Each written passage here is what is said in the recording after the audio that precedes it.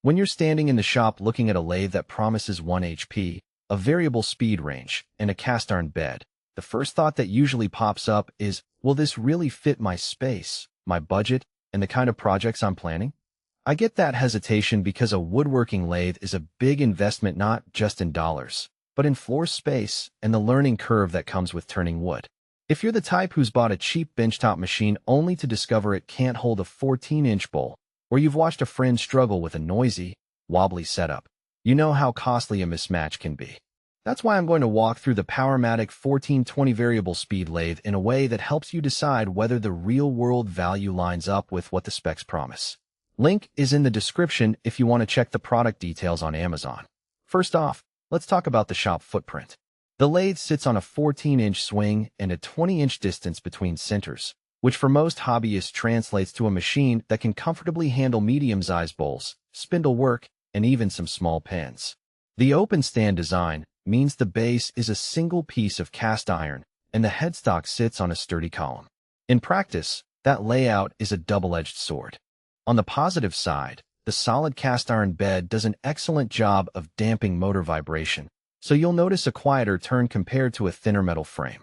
I've spent a few evenings turning a 12-inch maple bowl, and the hum stayed low enough that I could actually have a conversation without shouting over it. The downside is that the open stand, while visually clean, does take up a rectangular footprint that's roughly the same size as a small table. If your shop is a cramped corner, you'll need to plan for that floor space. There's no built-in wheel or compact folding mechanism, so the lathe isn't ideal for a store-in pull-out scenario. Speed control is where the variable speed claim starts to feel tangible. The magnetic control box, which you can detach and place on a nearby bench, houses a digital display and lets you dial the RPM from a low 100 up to about 3,500. For someone who's turned a few small pens, that low end is a blessing because you can start a piece slowly and let it settle before you increase the bite. I've used the same control box to spin a 10-inch spindle at around 2,200 revolutions per minute while shaping a decorative turn column, and the readout was crisp and responsive. The magnetic mounting is handy, but it also means you have to keep the control box away from any stray metal tools that could interfere with the magnet's hold. A few users have mentioned the magnet can lose its grip if you accidentally bump it, so you'll want to make sure it sits on a stable surface. One of the practical strengths that shows up in everyday use is the 24-position indexing system. It's a simple mechanical lever that locks the tailstock into one of 24 equally spaced positions around the circumference. If you're doing repetitive cuts, say, drilling holes for a decorative pattern on a bowl, you can set the index once and trust that each rotation lands exactly where you need it.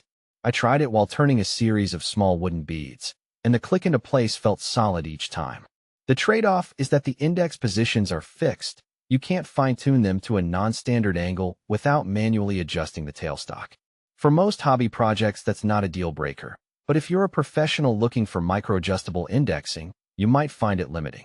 The tailstock itself is an ACME threaded model, which is a small but significant detail.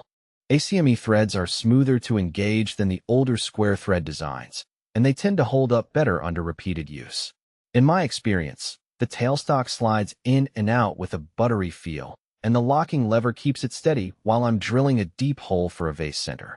The longevity claim is more of a promise than a proven fact after a few months of moderate use. I haven't noticed any wear, but that's something you'll have to evaluate over time. If you plan to do heavy turning, like large bowls, or turning a spindle that requires a long, steady tailstock extension, the ACME threading will likely give you the smoothness you need. Conversely, if you only turn short, simple projects, you might not notice the difference compared to a basic threaded tailstock. Tool organization is often overlooked until you're in the middle of a project and can't find a center or a wrench. Powermatic includes an attached tool caddy that clamps onto the side of the stand. It holds the centers, a set of wrenches, and a few accessories, keeping the essentials within arm's reach. In a real-world scenario, I was turning a pair of wooden candlesticks and needed to swap centers twice. Having everything right there saved me the time and frustration of digging through a toolbox. The caddy,